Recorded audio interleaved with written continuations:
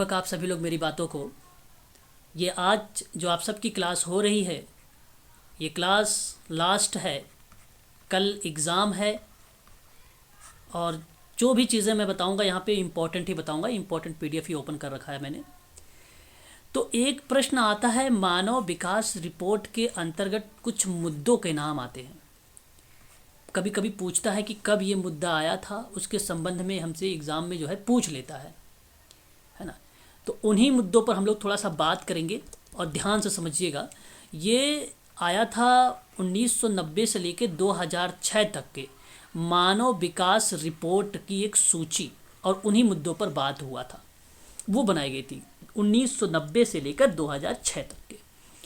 तो जो 1990 में बनाया गया था, 1990 में बनाया गया था, उसका नाम था मानव विकास की संकल्पना और माप। ये पेपर में आता है, इसके अंदर नहीं आता है, आया भी नहीं है, और ये 2-3 बार आया है यहाँ से प्रश्न, लेकिन इसके अंदर नहीं आया है।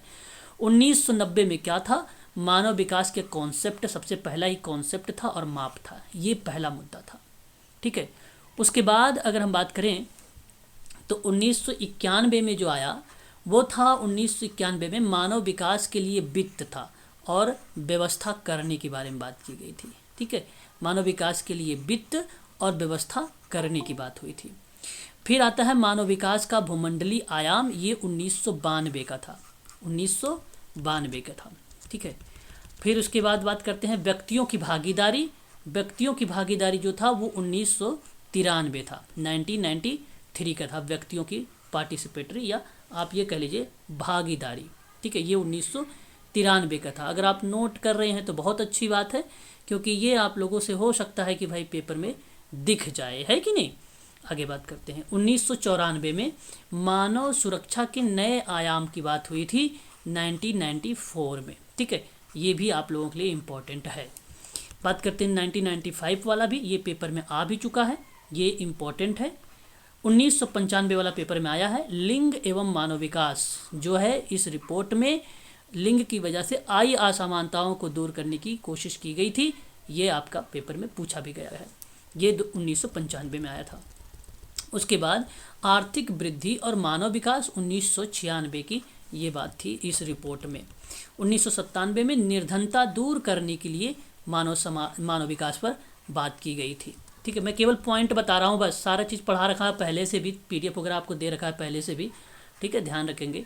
मानव विकास के उपभोग के बारे में 1998 में बात हुई थी, 1998 में। मानवीय दृष्टिकोण के साथ भूमंडलीकरण की बात 1999 में की गई थी। मानवाधिकार और मानव विकास जो है 2000 में आया था, ठीक है। नई प्रौद्योगिकियों के विकास के लिए कार्य में लाना 2001 था, 2001 रखा गया था। खंडों में विभक्त हो रहे हैं जो विश्व के प्रजातंत्र को बढ़ावा देने की बात 2002 में बात हुई थी, ठीक है। फिर सहस्त्राब्दी विकास लक्ष्य राष्ट्रों के बीच मानव निर्धनता को समाप्त करने की वचनबद्धता को लाने की बात हुई थी 2003 में, ठीक है। सहस्त्राब्दी विकास लक्ष्य था। 2004 में आज की जो विविधतापूर्ण दुनिया है उसमें सांस्कृतिक स्वतंत्रता की बात हुई थी, 2004 की ये रिपोर्ट है, ठीक है। 2005 में महत्वपूर्ण स्थितियों को अंतर्राष्ट्रीय सहयोग और एक असमान विश्व की सहायता, व्यापार और सुरक्षा की बात हुई थी 2005 में। आभाओं के बाद बिजली, निर्धनता, विश्वव्यापी जन संकट की बात 2006 में की गई थी। 2007-08 आपको बता दें, हालांकि 6 तक था, 1990 से लेकर 2006 तक के, लेकिन 7-8 में क्या हुआ, जलवायु परिवर्तन को रोकना और उसके विभाजित जीवन में मानव समक्य की बात करना। तो ये थे मानव विकास की रिपोर्ट, हर साल भर में आई थी पहले। तो इन चीज़ों पर जिक्र हुआ था, इन चीज़ों को आप लोगों को ध्यान रखना होगा, ठीक है। कोई डाउट तो नहीं ना, कोई दिक्कत तो नहीं है यहाँ तक ना, बता दीजिए एक बार। हाँ, ठीक है, होनी भी नहीं चाहिए दिक्कत, है ना। ये पहले भी मैंने आप लोगों को पढ़ा रखा है इसके बारे में, है ना। इनके बारे में मैंने पहले भी आप लोगों से चर्चा हो चुकी है, ठीक है। तो इसको सभी लोग जो है ध्यान रखेंगे। चलिए आगे कुछ चीज़ों पर बातचीत कर लेते हैं, और भी कुछ पॉइंट्स मैंने रखे हैं आप सबके लिए जो इम्पोर्टेंट बिंदु के रूप में मुझे जो है आप लोगों को बताने हैं, और वो आप सभी लोग जो है ज़रूर उसको याद करके जाइएगा और ध्यान में भी रखिएगा, ठीक है। एक आप नोट करिए, प्रधानमंत्री ग्राम सड़क योजना। प्रधानमंत्री ग्राम सड़क योजना आप में से कोई बच्चा बताना चाहेगा मुझे कब आया था? प्रधानमंत्री ग्राम सड़क 25 दिसंबर 2000 को आया था। 2000 नहीं, प्रधानमंत्री ग्राम सड़क योजना जो है आपका 2000 में आया था 25 दिसंबर को, प्रधानमंत्री वाला। ठीक है, प्रधानमंत्री आदर्श ग्राम योजना की बात करते हैं, प्रधानमंत्री आदर्श ग्राम योजना की बात करते हैं तो 11 अक्टूबर 2014। जब प्रधानमंत्री जीवन ज्योति योजना की बात करते हैं तो 9 मई 2015 जीवन ज्योति। प्रधानमंत्री वय वंदना योजना की बात करते हैं तो 4 मई 2017। हाँ, बस इन चीज़ों को भी, इस जो मैंने 2-4 एक्ट बताए हैं, इन एक्ट को भी आप लोगों को ध्यान रखना है, क्योंकि ये भी एक्ट आपके काम ही आएंगे। काफ़ी इम्पोर्टेंट एक्ट थे आप सबके लिए ये। बगान श्रम अधिनियम कब आया था एक्ट? 1951। खान एक्ट कब आया था? 1953। ओके, बहुत बढ़िया। बगान बोनस एक्ट 1952। बोनस एक्ट कब आया था? Bonus act 1965। हाँ 1965 में। उपादान अधिनियम कब आया था? उपादान अधिनियम हाँ 1972 में, 1972 में आया था। बहुत बढ़िया, है ना, बहुत अच्छी बात है, आप लोगों की तैयारी ठीक ठाक है। ग्रेजुटी बोलते हैं ना उसको, उपादान को। हाँ जी, ग्रेजुटी बोलते हैं, ग्रेजुटी बोलते हैं। ठीक है, इन सभी चीज़ों को आप लोगों को ध्यान देना है, और अच्छी चीज़ें हैं, हम लोगों से पेपर में जो है पूछे जाते हैं ये सारे के सारे। अब देखो, एक अगर हम आपसे बात करें प्रधानमंत्री कौशल विकास योजना के बारे में, तो आपको ध्यान रखना है 15 जुलाई 2015 को है। ठीक है, 15 जुलाई 2015 को है। ठीक है, याद रखेंगे। उज्ज्वला योजना एक होता है, 1 मई 2016 को है, 1 मई 16 को रखा जाता है, 2016 को, बिल्कुल। अटल पेंशन योजना 9 मई को है। पीएम जीवन ज्योति योजना भी 2015 के है, 9 मई की। और प्रधानमंत्री सुरक्षा बीमा योजना भी 9 मई 2015 को है। तीनों आप देख लीजिए, मैं तीनों को बता दूं एक साथ में, ताकि आप लोग तीनों में से अगर कोई आता है तो इस डेट को आप लोग ना भूलें, है ना। बता दूं, एक बार बता दीजिए। बिल्कुल, देखिए एक बार मैं बता देता हूँ, ताकि अगर ये पेपर में आए तो आप लोग गलती ना करें। जैसे मैंने कहा आपसे, एक मैंने बताया अटल पेंशन योजना, और एक मैंने बताया पीएम जीवन ज्योति बीमा योजना, और एक मैंने आपको बताया प्रधानमंत्री सुरक्षा बीमा योजना। इन तीनों को ध्यान रखिएगा 9 मई 2015 को। देखिए ये बहुत ही इजी है, ठीक है, और ये बेसिकली आप रिलेट करके भी याद कर सकते हैं, है ना, कि 9 मई को ही है। अब जैसे अगर मैं आपसे कहूँ कि सपोज एक एग्जांपल देता हूँ, है ना, कि भाई मान लीजिए जीवन के लिए क्या चाहिए भाई? सुरक्षा चाहिए, है कि नहीं? जीवन के लिए सुरक्षा चाहिए। तो जीवन सुरक्षा, या आप ये समझ लीजिए कि जीवन के लिए सुरक्षा चाहिए, तो ये 15 सितंबर को होगा। और 15 सितंबर मतलब ये है, इससे याद हो जाएगा आपका कि 2015, ऐसे छोड़ दीजिए आप लोग, आप ऐसे याद रखिए बस कि अटल पेंशन योजना जो है 9 मई, पीएम जीवन ज्योति योजना 9 मई 2015, और प्रधानमंत्री सुरक्षा बीमा योजना। तो सुरक्षा और ज्योति, ठीक है, सुरक्षा से ज्योति और पेंशन। तो देखो जाहिर सी बात है, अगर पेंशन रहेगी आपके पास तो फिर आपका जीवन भी खूब अच्छे से चलेगा, सुखमय जीवन व्यतीत होगा, पैसे रहेंगे तो। फिर देखो, एक तो पेंशन बन गया अटल जी का पेंशन, पीएम जीवन बन जाएगा, और फिर जीवन जब चलेगा तो सुरक्षा से। तो भाई ये चल रहा है 9 मई को 2015 को, ठीक है, 9 मई 2015। बहुत इजी है ना। मुझे तो याद है, आप लोग पता नहीं याद कर पा रहे हैं नहीं कर पा रहे हैं, लेकिन मेरे हिसाब से याद हो जाना चाहिए आप सबको, है ना। तो बहुत ही सरल है ये, ठीक है ना। तो इसको आप ध्यान रखिएगा आप सभी लोग। और एक योजना आपका आता है प्रधानमंत्री किसान मानधन योजना। किसान मानधन योजना कब आती है? 31 मई 2019 को, 31 मई 2019 को आती है ना। तो ये चीज़ें हैं, इसको ध्यान रखिए। प्रधानमंत्री आवास योजना एक है, आवास योजना 25 जून 2015 को ना, 25 जून 2015 आवास योजना है, प्रधानमंत्री आवास योजना, ठीक है।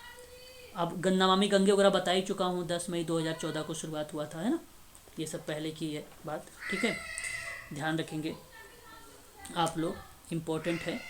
प्रधानमंत्री सम्मान निधि योजना है, 24 फरवरी 2019 की है। मिशन इंद्रधनुष है, 25 दिसंबर 2014 की है।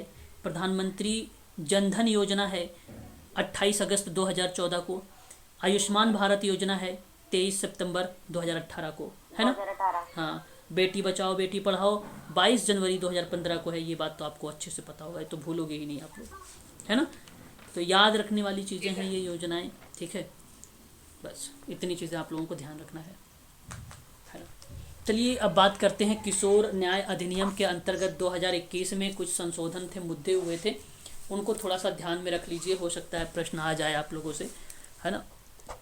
21 में देख लीजिए यहाँ पर किशोर न्याय जो है बच्चों की देखभाल और संरक्षण संशोधन अधिनियम 2021 का प्रावधान है इसमें।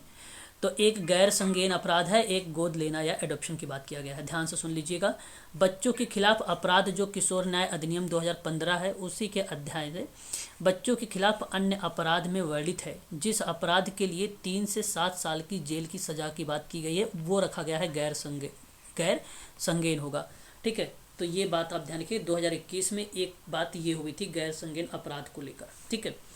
एक 2021 में जो संशोधन हुआ किशोर न्याय अधिनियम संरक्षण में, वो गोद लेने से संबंधित था, जहां पे संशोधन बच्चों के संरक्षण और गोद लेने के प्रावधान का संरक्षण प्रदान करता था और न्यायालय के समक्ष गोद लेने कई मामले लंबित थे और न्यायालय की कार्यवाही को तीव्र करने के लिए शक्ति जिला मजिस्ट्रेट को हस्तांतरित जो है दी गई थी। संशोधन में प्रावधान है कि ऐसे गोद लेने के आदेश जारी करने का जहां अधिकार जिला मजिस्ट्रेट के पास है, इसके बारे में बात किया गया था, ठीक है ना। तो ये आप लोग ध्यान रखेंगे। किशोर न्याय बच्चों की देखभाल अधिनियम 2015 भी इसी के अंतर्गत देख सकते हैं कि संसद में किशोर अपराध कानून और किशोर न्याय बालकों की देखभाल संरक्षण अधिनियम 2000 को जो है बदलने के लिए किशोर न्याय बालकों की देखभाल संरक्षण अधिनियम 2015 को पारित किया गया था, ठीक है, ये आप ध्यान रखेंगे, ठीक है। और जघन्य अपराधों में संलिप्त को बताया गया 16 से 18 वर्ष की आयु के बीच के किशोरों को लेकर, ठीक है। तो ये भी पॉइंट आपके लिए आईएमपी बनेगा, एक पॉइंट ये। दूसरी पॉइंट भी आईएमपी बनेगी, कहेगा गोद के लेने के लिए माता पिता की योग्यता और गोद लेने की पद्धति को शामिल किया गया था, ये दूसरी पॉइंट का संशोधन पार्ट बनेगा। और फिर हिंदू दत्तक ग्रहण और रखरखाव अधिनियम 1956 वाला है जिसको आप जानते हैं CARA के नाम से। बाढ़ के संरक्षण अधिनियम 1890 को सार्वभौमिक रूप से सुलभ दत्तक कानून के साथ बदल दिया गया, एक चीज़ ये भी हुआ, ठीक है। और केंद्रीय दत्तक ग्रहण संसाधन प्राधिकरण जिसको हम लोग बोलते हैं और CARA है ये, ठीक है, उसी के संबंध में ये बात हो रही है। तो कहता है कि वैधानिक निकाय वैधानिक कौन सा है, CRA 1956 का है, CARA 1956 का है भाई, वैधानिक निकाय बनाता है। हाँ, भारतीय अनाथ बच्चों का पालन पोषण देखभाल एवं गोद लेने के लिए एक नोडल एजेंसी में काम करती है, ठीक है, एक बात ये रखिएगा ध्यान में।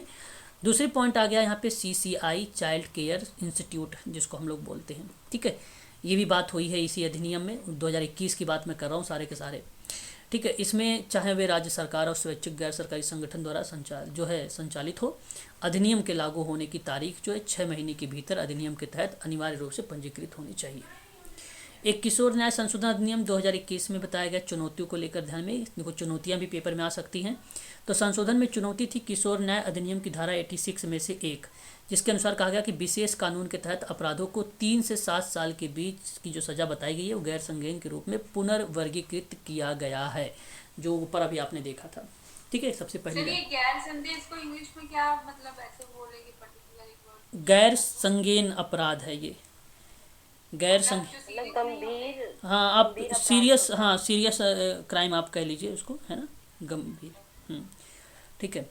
फिर जबकि शक्ति में असंतुलन के कारण पीड़ित जो स्वयं सीधे अपनी रिपोर्ट करने में असमर्थ होता है, अधिकांश अपराध माता पिता बाल अधिकार निकायों के बाल कल्याण समिति पुलिस की रिपोर्ट भी किए जाएंगे, ठीक है ना। तो ये बातें जो है इसके अंतर्गत कही गई थी, ठीक है। उसके बाद हाँ क्या कह रहे हैं, बोलो तो। संज्ञेय अपराध में आते हैं, गैर संज्ञेय में तो संगीन अपराध उसमें आते हैं ना, सीरियस अपराध में, और गैर संज्ञेय मतलब कम होते हैं, हाँ अभी देख लो, अभी समझ थोड़ी में आया, समझ बताती भी अभी आती है गैर पहले संगीत में। पढ़ो तो लो, पहले बार पढ़ तो लो। देखो लिखा हुआ है यहाँ पे, संगीन अपराध क्या है। संगीन अपराध ऐसा अपराध होता है जिसमें पुलिस अधिकारी पहली अनुसूची के अनुसार वर्तमान में लागू किसी भी अन्य कानून के तहत दोषी को बिना वारंट के गिरफ्तार कर सकता है। अदालत की अनुमति के बिना वो जांच शुरू कर सकता है। संगीन अपराध आमतौर पर जघन्य और गंभीर प्रकृति में होता है, जैसे हत्या हो गया, बलात्कार हो गया, अपहरण हो गया, चोरी हो गया, दहेज हो गया, इसको रखा गया था।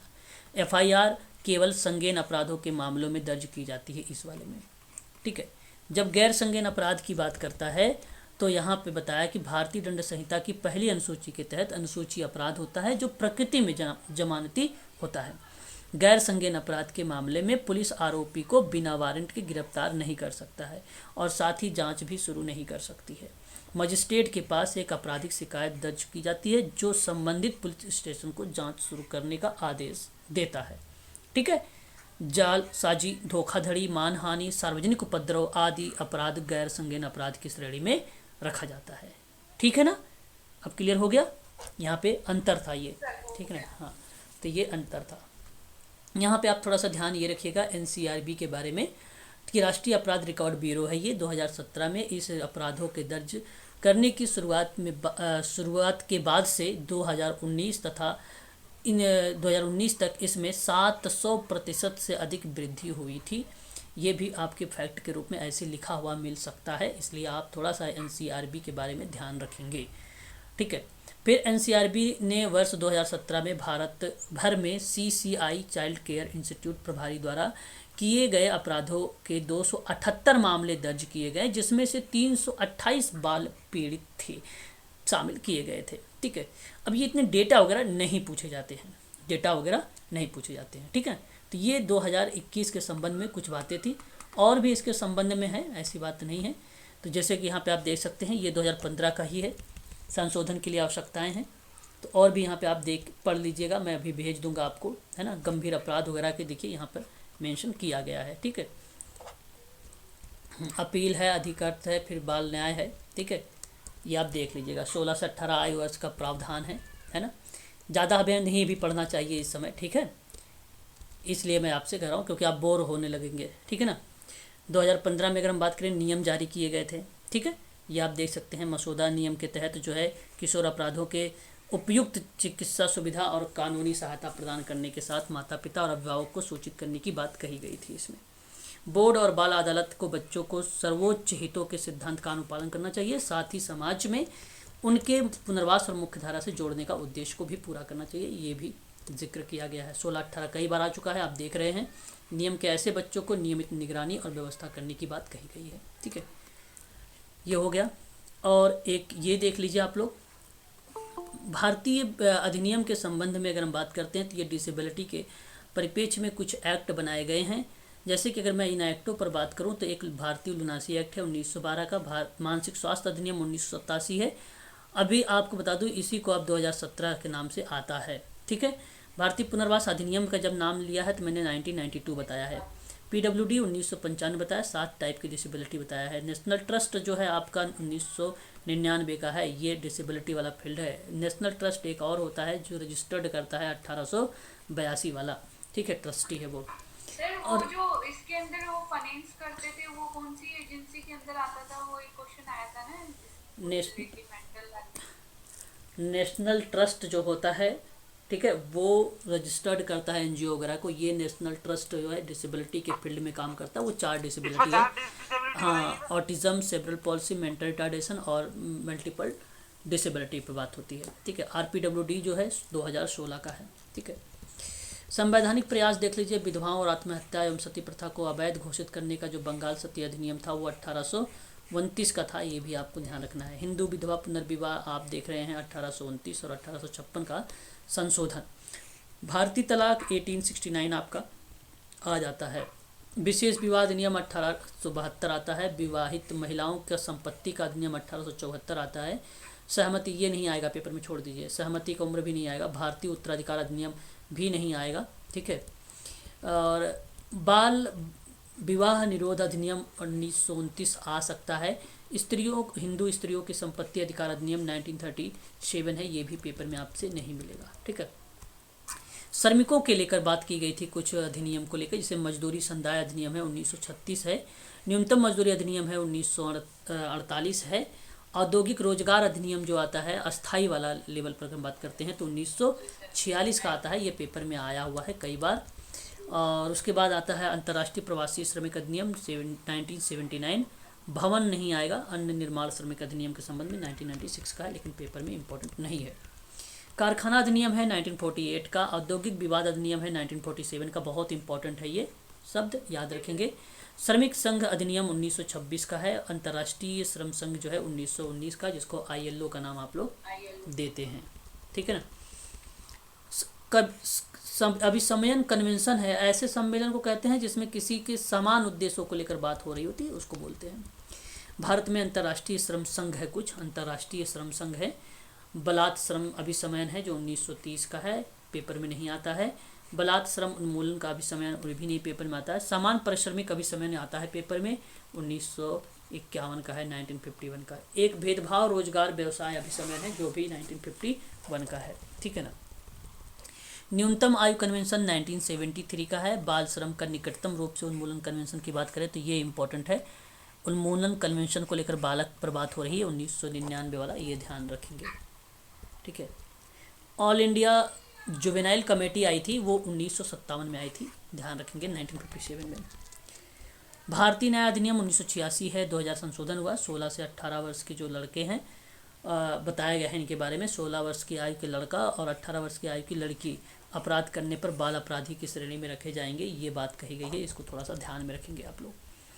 किशोर न्याय अधिनियम की बात करें 2015 का ही है, आपको पता है ये। यौन अपराध सुरक्षा बाल सुरक्षा अधिनियम पोस्को एक्ट जिसको आप लोग कहते हो 2012 आता है। बाल अधिकार संरक्षण अधिनियम 2005 है, ठीक है।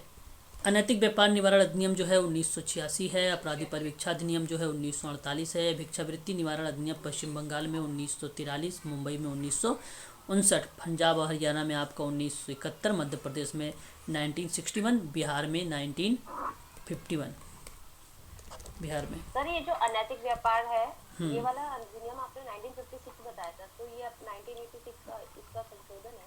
हाँ संशोधन है। अनैतिक व्यापार, हाँ अनैतिक व्यापार अधिनियम, ठीक है। 1956 बताया था ना आपने?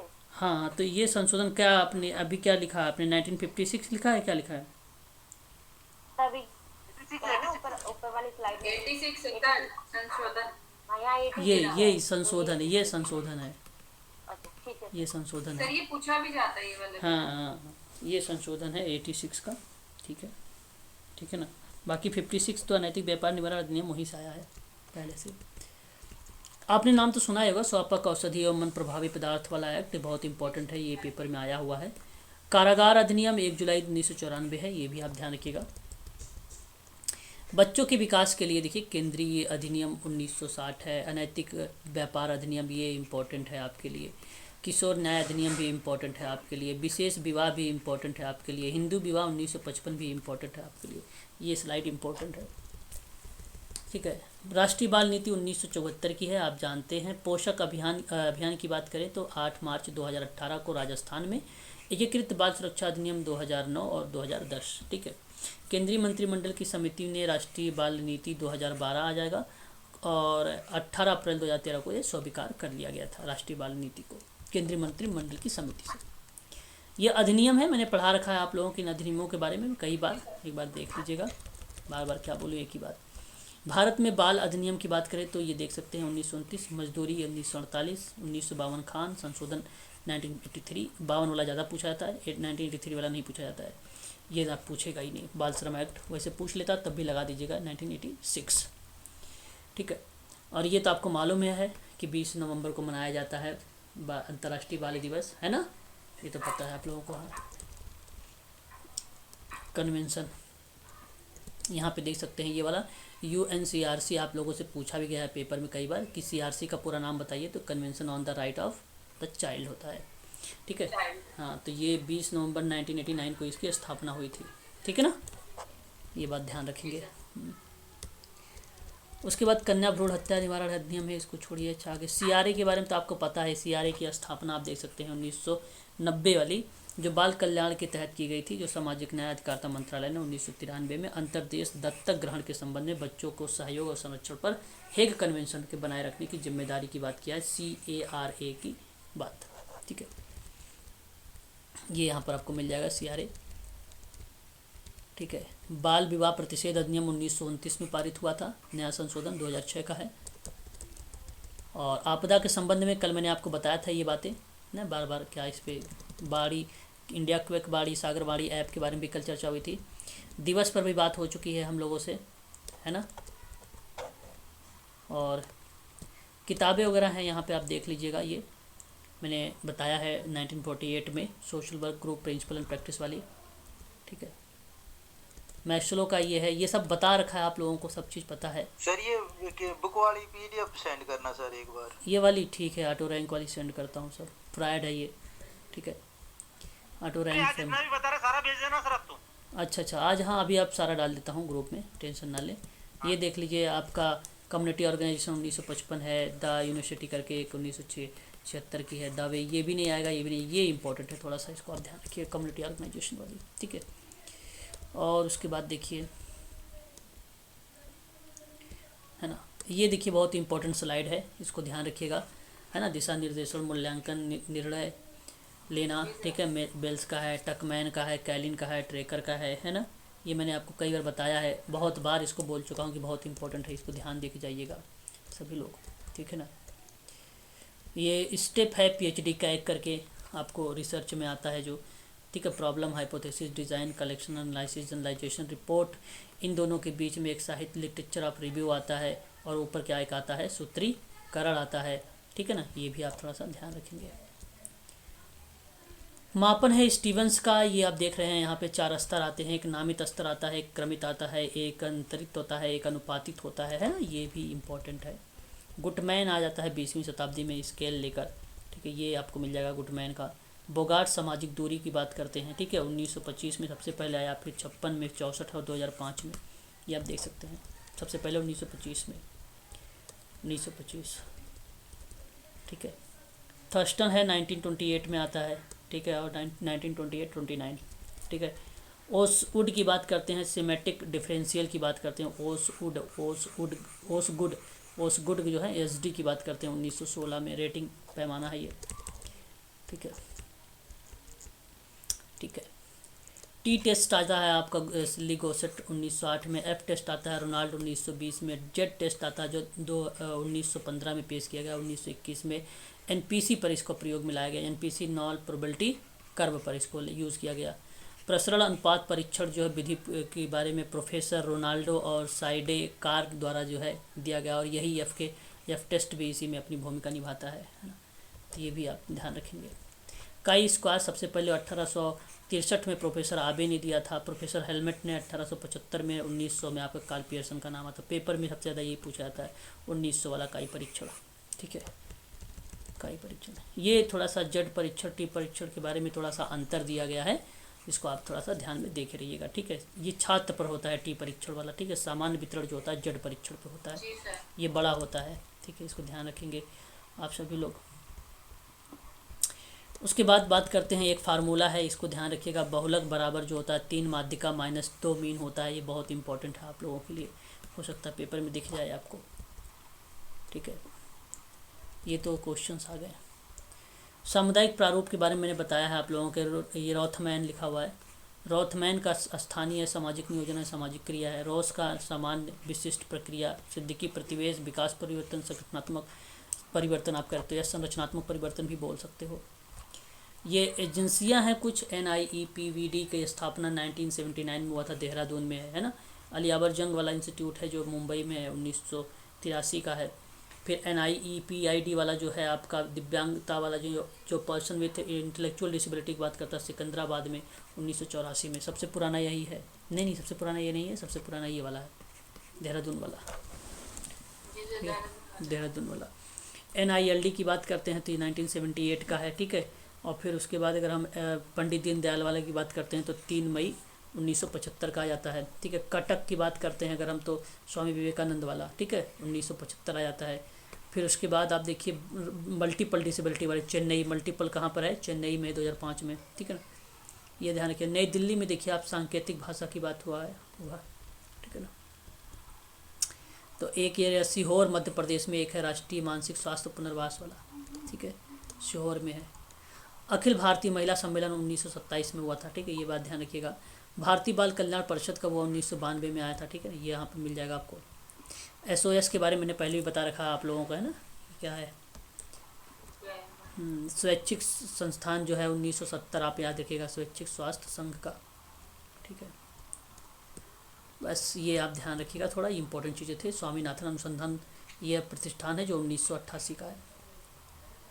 ये भी मैंने आपको बता ही रखा है सभी लोगों को, ठीक है। नीलखोरी क्या है, इटावा पायलट क्या है, CDP क्या है, कम्युनिटी डेवलपमेंट प्रोग्राम है ना, ये भी आप लोग को ध्यान रखना। पहला इंपॉर्टेंट, दूसरा इंपॉर्टेंट, तीसरा इंपॉर्टेंट है, 3 इंपॉर्टेंट है इसमें, तीनों का नाम ध्यान रखेंगे।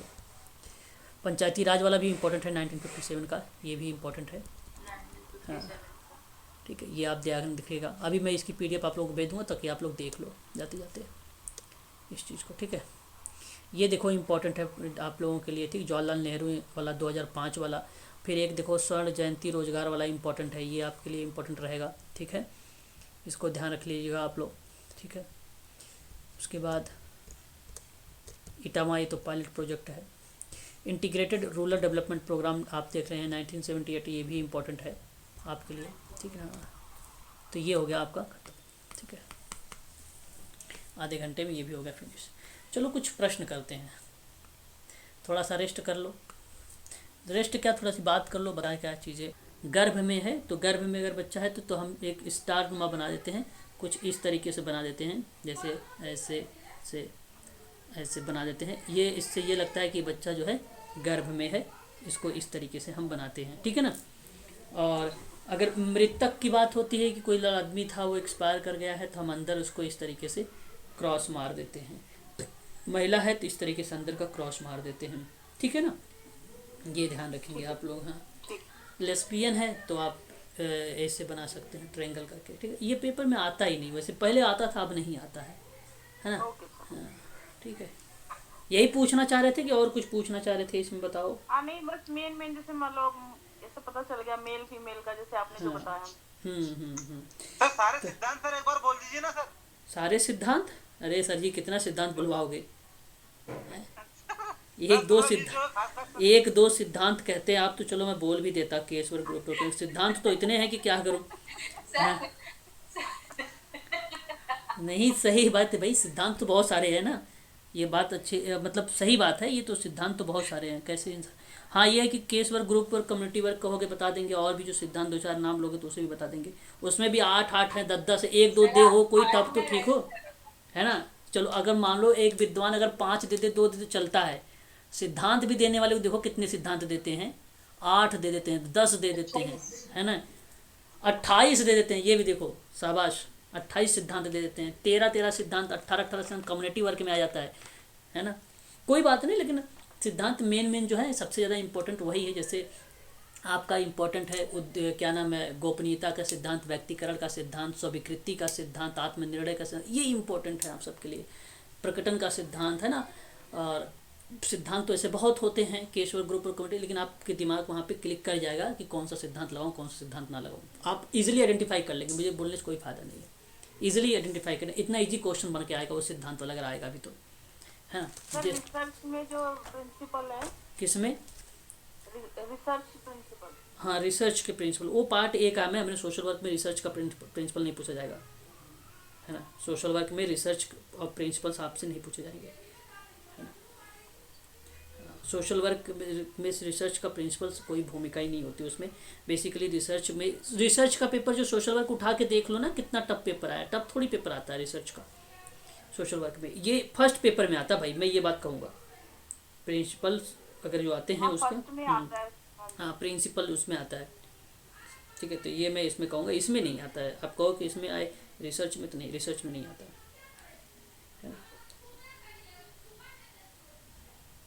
चलिए, और भी बताओ। और कोई बच्चा मेरे से कुछ कह रहा था, और क्या बोल रहा था भाई, पंचायती राज के बारे में पूछ रहे थे कोई बच्चा। हाँ जी सर, पंचायती राज के बारे में पूछ रहे थे। हाँ, पंचायती राज के बारे में पूछ रहे थे। चलो बताओ, किसी को मालूम भाई पंचायती राज वाली प्रक्रिया? पंचायती राज बड़ा दिक्कत, बाकी देखते हैं आगे। आपने नाम सुना होगा एक तो स्थानीय स्वशासन के बारे में, सुना है ना?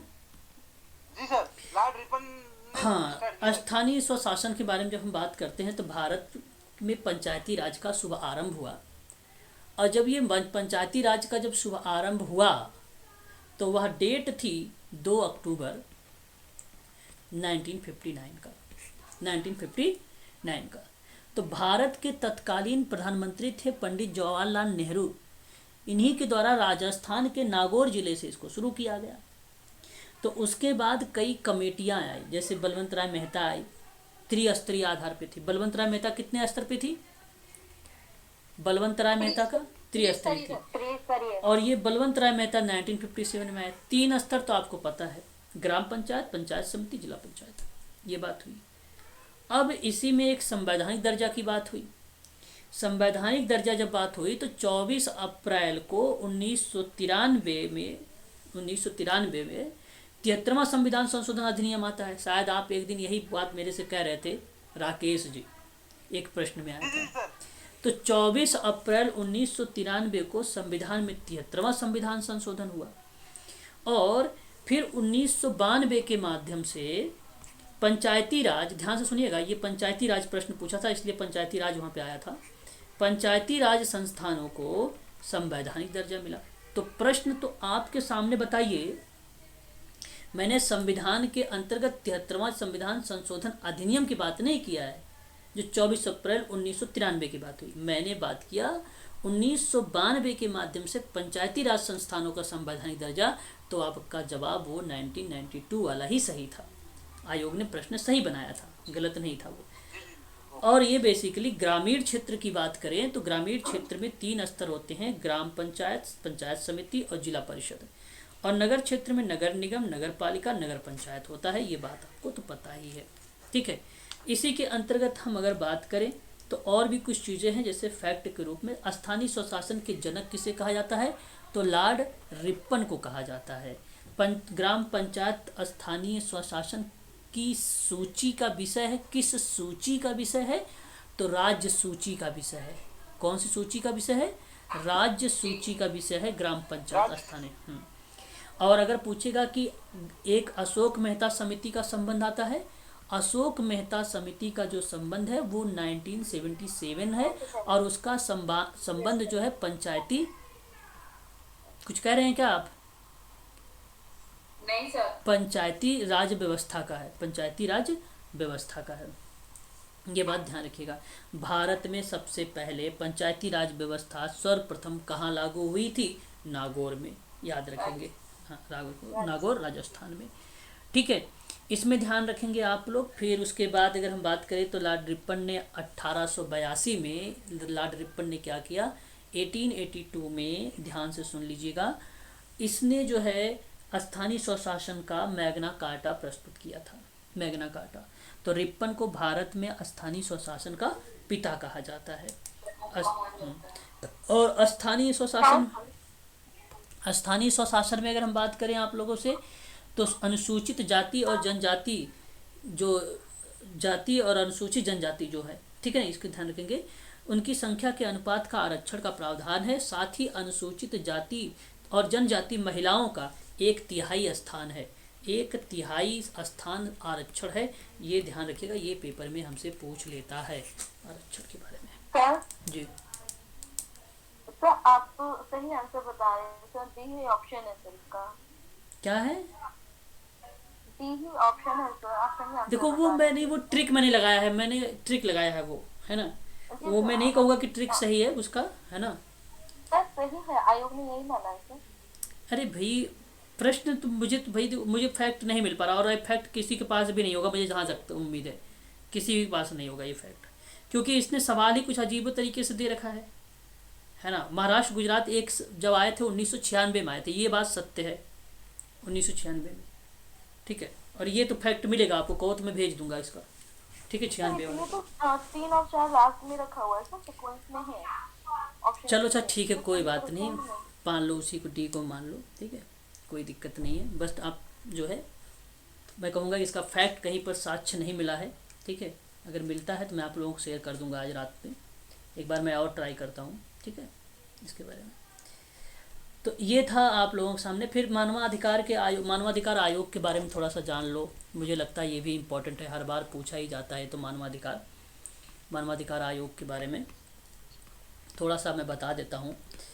ये राष्ट्रीय, आपने नाम मानवाधिकार का नाम तो सुना ही होगा। मानवाधिकार जो है ये एक, ध्यान रखिएगा एक बात आप सभी लोग, एक नाम ये जो है संवैधानिक नहीं है, ये बात जानते हो ना, संवैधानिक निकाय नहीं है। और ये बता दूं मैं आपको, यह बहुसदस्यीय संस्था है, बहुसदस्यीय संस्था है। अध्यक्ष, इसमें एक अध्यक्ष होता है, 4 अन्य सदस्य होते हैं, 4 अन्य सदस्य होते हैं, है ना। अध्यक्ष कौन होता है? भारत का एक सेवानिवृत्त न्यायमुख, जो न्यायाधीश होगा सेवानिवृत्त वाला, वो होगा सेवानिवृत्त वाला, याद रहेगा ना ये बात, वो अध्यक्ष होता है। सदस्य कौन होगा? न्यायालय के होता है ना सर? नहीं, कोई भारत का सेवानिवृत्त मुख्य न्यायाधीश होगा। तो मुख्य न्यायाधीश कहाँ होता है? उच्चतम न्यायालय में तो होता है ना। उच्चतम न्यायालय में कार्यरत कोई सेवानिवृत्त न्यायाधीश अगर होगा, उच्चतम न्यायालय का ही न्यायाधीश होगा, तो वो सदस्य बनेंगे, उसके 4 सदस्य बनेंगे, ठीक है। और 4 अन्य पदेन सदस्य होते हैं, 4 अन्य पदेन सदस्य होते हैं। कौन कौन से? जैसे राष्ट्रीय अल्पसंख्यक आयोग हो गया एक, राष्ट्रीय अनुसूचित जनजाति और अनुसूचित जाति का हो गया एक, राष्ट्रीय अनुसूचित जाति आयोग हो गया आपका, और राष्ट्रीय महिला आयोग का अध्यक्ष हो गया। बस ये होते हैं। राष्ट्रपति और प्रधानमंत्री के नेतृत्व में ये गठित होती है 6 सदस्यीय समिति, है ना, ये बात ध्यान रखिएगा। योजना आयोग के बारे में आपको पता होगा। योजना आयोग 1900, एक बता दूं आपको, सबसे पहले 1946 को ध्यान में रखो। आपने नाम सुना होगा, केसी नियोगी समिति एक आई थी। अब ये समिति की संतुष्टि के आधार पर भारत में एक योजना आयोग का गठन हुआ, जो 15 मार्च 1950 का था, और यह एक गैर संवैधानिक और परामर्शदात्री निकाय के रूप में था। इसका अध्यक्ष प्रधानमंत्री होता है, और प्रथम योजना आयोग बनाया गया था, उसके उपाध्यक्ष जो थे गुलजारीलाल नंदा थे, है ना, गुलजारीलाल नंदा। तो ये बात ध्यान रखिएगा। काम इसका क्या होता है भैया, कि मानव अधिकारों का उल्लंघन की जांच करो, कैदियों के अधिकारियों की समीक्षा करना, गैर सरकारी संगठन जो एनजीओ हैं उसको मोटिवेट करना, ये उसके कार्य को रिप्रेजेंट करता है। एक ये तो मानवाधिकार था, मानवाधिकार की पाठ थी। अब एक राज्य मानवाधिकार आता है, ये भी संवैधानिक निकाय नहीं है, इसमें ये भी एक बहुसदस्यीय संस्था है जैसे वो था। इसमें भी एक अध्यक्ष होगा, लेकिन 2 अन्य सदस्य होंगे बस। उसमें कितने थे? 4 अन्य सदस्य थे, इसमें 2 अन्य सदस्य थे। वहाँ मुख्य न्यायाधीश आ रहा था। अब यहाँ पे जो आप कह रहे हो, ये उच्च न्यायालय के क्या आएंगे? न्यायालय के सेवानिवृत्त मुख्य न्यायाधीश आ जाएंगे, उच्च न्यायालय के ये आ जाएंगे। और अन्य जो सदस्य होगा वो उच्च न्यायालय के सेवानिवृत्त में कार्यरत जो न्यायाधीश रहेंगे वो आ जाएंगे। पदेन सदस्य जो होगा वो इसमें जिला न्यायालय, राज्य जिला न्यायालय के न्यायाधीश होते हैं। 7 साल का उनके पास अनुभव हो, या तो मानवाधिकार के बारे में जानने वाला व्यक्ति इस आयोग के सदस्य बन सकता है, वो भी बन सकता है ना। 5 साल 70 साल की इसकी आयु में होता है, ये आपको पता है, ठीक है।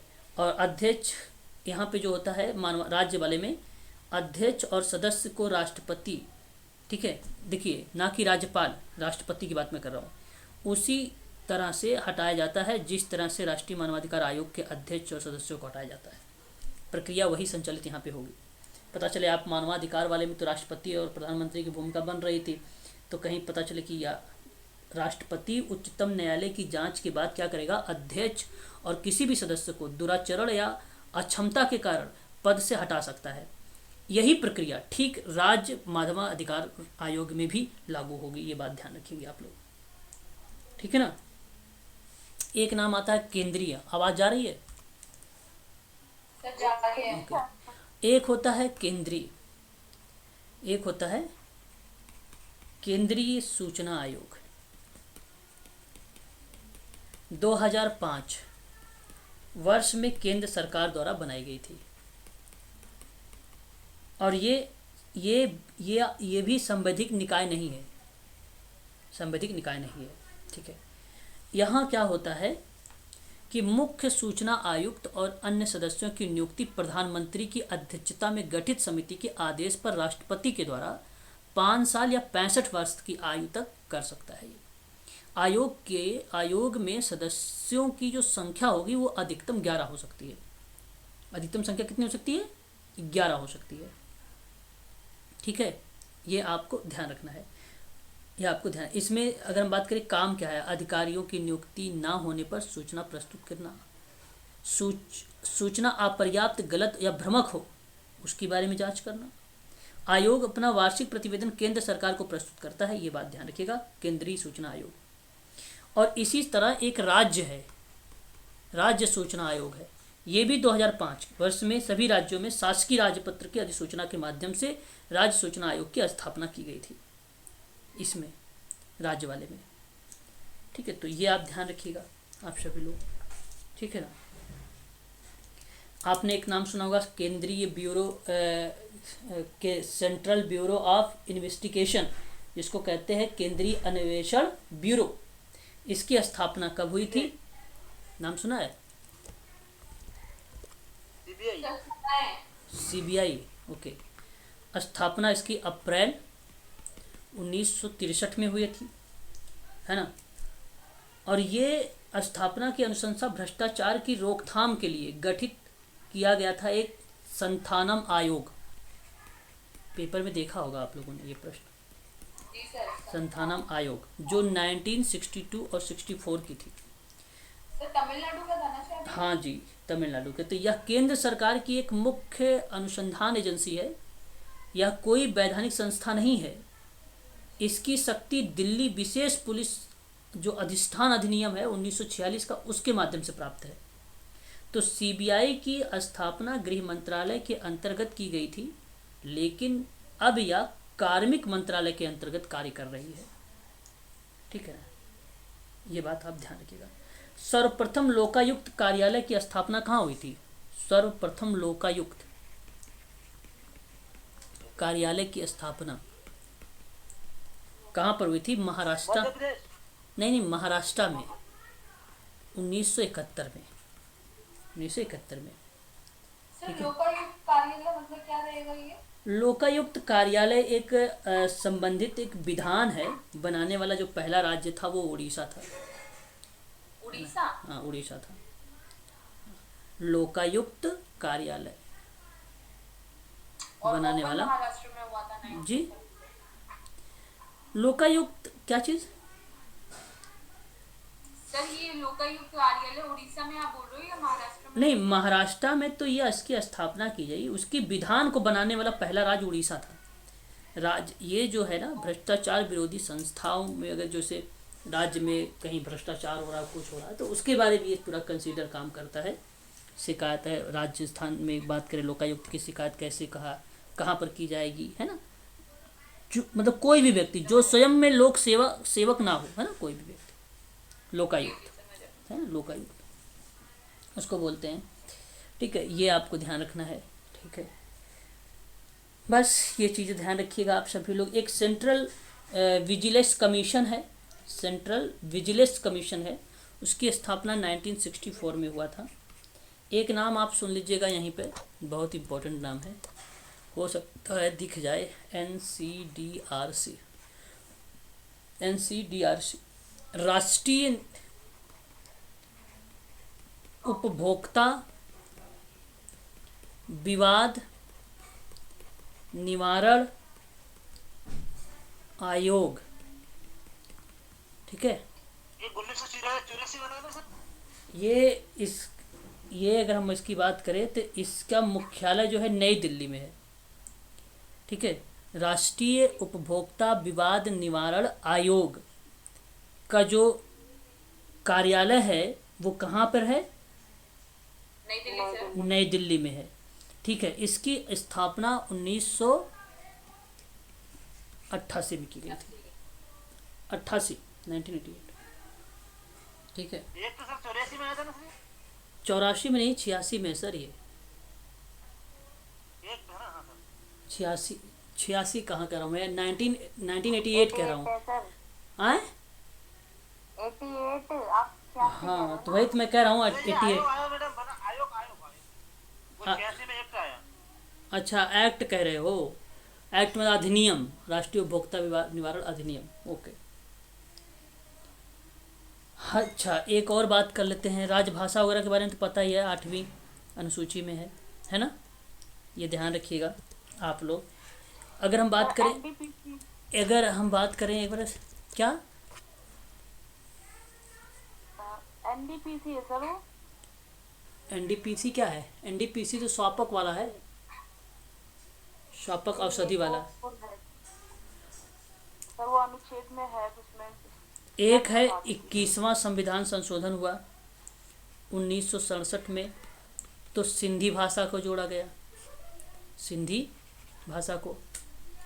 फिर एक 71वां संविधान संशोधन हुआ 1992 में हुआ, इसमें 4 भाषा जोड़ी गई, मणिपुरी, कोड़की और नेपाली। नेपाली और आसामी था ना सर, एक और चार था ना।